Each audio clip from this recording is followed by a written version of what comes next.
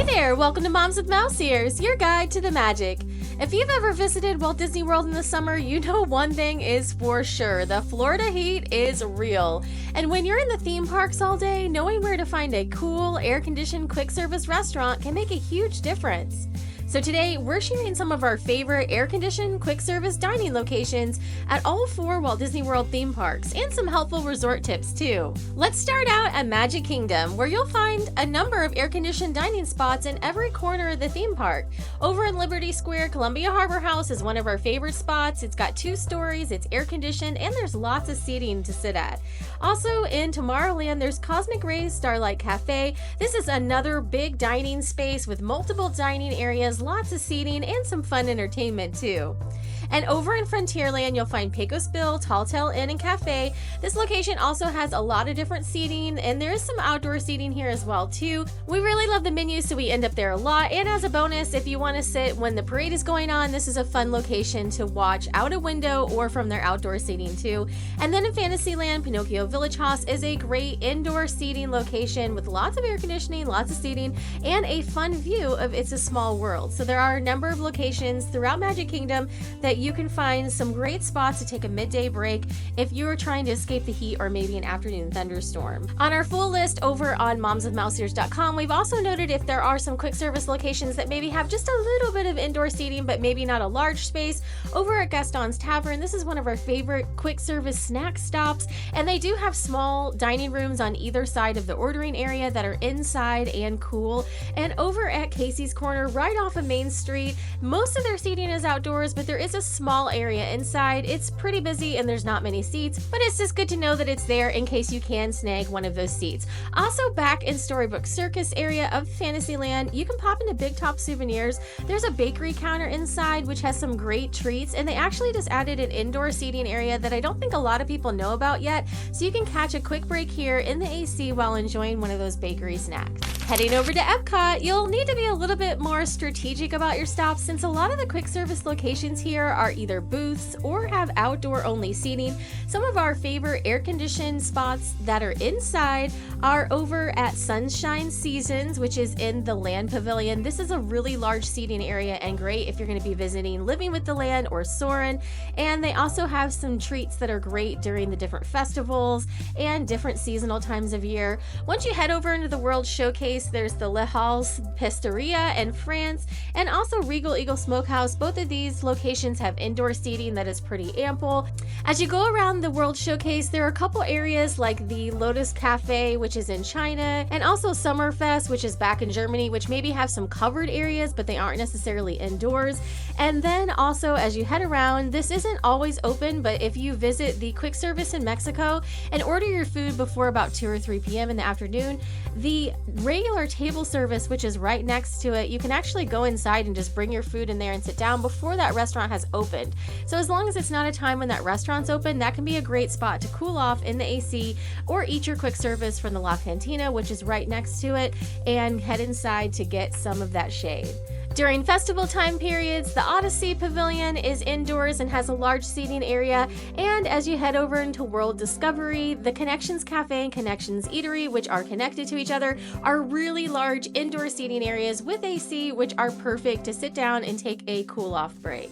Next up, we're heading over to Hollywood Studios, and Hollywood Studios has some great table service restaurant options, but the air-conditioned quick service spots are a little bit more limited here. Some of our top indoor picks include ABC Commissary. They've actually really stepped up their menu the past few years too. MacLeod Express has an indoor seating area and a large outdoor seating area, but it's covered and has really large fans, so we usually find that it's pretty cool as well too. And then if you're back in Galaxy's Edge, you'll want to stop at Docking Bay 7 Food and Cargo, which has a really fun menu, but it's also indoors and has a number of seats in the air conditioning as well too. And so it should be noted that Woody's Lunchbox in Toy Story Land is a fan favorite and one of our top ranked quick service restaurants, but all of their seating is outdoors, and Toy Story Land can get quite hot as well too. So if you're there in the middle of the summer, you may want to defer to one of those other locations to go ahead and be able to sit inside. Next up, heading over to Disney's Animal Kingdom. This is one of our favorite theme parks, which the vibe is all about nature, but that also means a lot of outdoor dining. So if you're looking to cool off, you'll want to head over to Santulli Canteen in Pandora, which has both indoor and outdoor covered seating. We really love the menu there, and also if you need to cool off, there is an ample amount of seating indoors. Also, you can find an indoor seating area at the Pizzafari restaurant and Discovery Island, and over in Dinoland USA, there's Restaurantosaurus, which is also indoor seating. Some of the other large quick service restaurants here, like the Harambe Market, has all outdoor covered seating, and also the Yak and Yeti local food cafe also has outdoor seating that's covered. So you'll want to strategically place your stops here, especially if it's during those hottest times of year, and build in some cool off breaks when you're around some of those AC locations. Now let's talk about the resorts, because you may want to pick a specific resort depending on which time of year you're visiting based on what quick service they have available. And duly noted that most of the resorts do quick service very, very well. So all of the moderate and value resorts have large air-conditioned food courts, and they all have pretty ample menus that you can usually find a variety of flavors here. But when you start to move into the deluxe resorts and the deluxe villa resorts, this is where it starts to become kind of touch and go with some of the deluxe dining. So there are some resorts that do quick service very, very well. Animal Kingdom Lodge, the Mara, is one of our favorites. Wilderness Lodge and Roaring Fork is another one of our favorites, and all of the monorail resorts do quick service dining really well in our opinion. When it starts to become a little bit different is when you start to get in some of those outer locations, like Beach Club and Yacht Club for instance. They actually don't have a standalone quick service, it's just tucked away inside their gift shop, and there's really limited seating. Also, Boardwalk Inn Resort just assumes that you're going to walk out on the boardwalk to get your food, and they don't actually have a dedicated quick service down inside the building. All they have is a small coffee shop with a really limited menu, and then they expect you to go out onto the boardwalk at Boardwalk Deli, which has all outside seating. So if you're visiting in the summer, this may be something you want to take into account, and also plan your resort pick around. Also, some of the deluxe villa resorts for DVC members and also regular guests can just book here as well too. Just flat out don't have quick service dining because they expect you to defer over to the main area of the resort. So places like Kidani Village, they expect you to go over to the Jumbo House to use the Animal Kingdom Lodge quick service. Bay Lake Tower is another example where they just expect you to go over to the main building at Contemporary Resort to use their quick service at Contempo Cafe.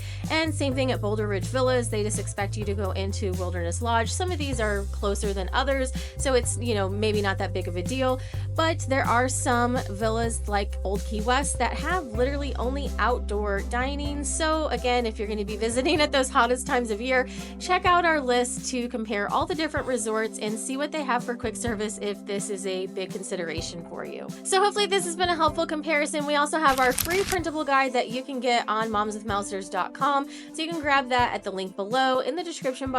And don't forget to subscribe and hit the notification bell so you don't miss any of our Disney planning tips and reviews. Head over to momswithmouseears.com for more information and tips to get started on planning your time at Walt Disney World. Grab those mouse ears and let's get planning.